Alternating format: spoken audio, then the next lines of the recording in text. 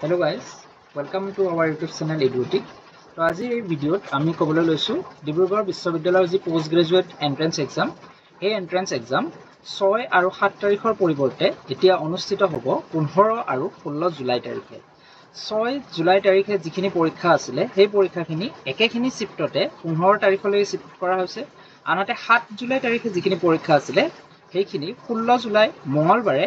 same শিফটলে পৰিৱৰ্তিত কৰা হৈছে বৰ্তমান ৰাজ্যৰ যি বান পৰিস্থিতি সেই বান পৰিস্থিতিৰ প্ৰতি লক্ষ্য ৰাখি বিশ্ববিদ্যালয়ে এনেকুৱা সিদ্ধান্ত গ্ৰহণ কৰিছে আনহাতে নোটিছখনত কোৱা হৈছে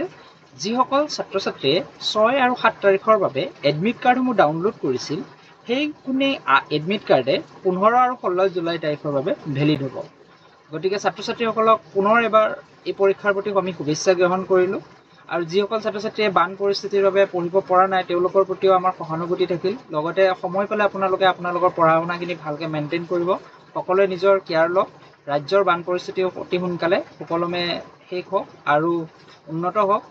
গতিকে ছাত্ৰ-ছাত্ৰীসকলৰ মাজত আমাৰ এই যিখন নোটিছ এইখন নোটিছটো আমাৰ স্প্ৰেড কৰাৰ আমাৰ লক্ষ্য আছিল এনেকুৱা ধৰণৰ ইনফৰমেটিভ ভিডিঅ' পাবলৈ আমাৰ চেনেলটি আপোনালোকে ছাবস্ক্ৰাইব কৰিব বুলি আশা কৰিলোঁ ভিডিঅ'টি ভাল পালে লাইক কৰিব ধন্যবাদ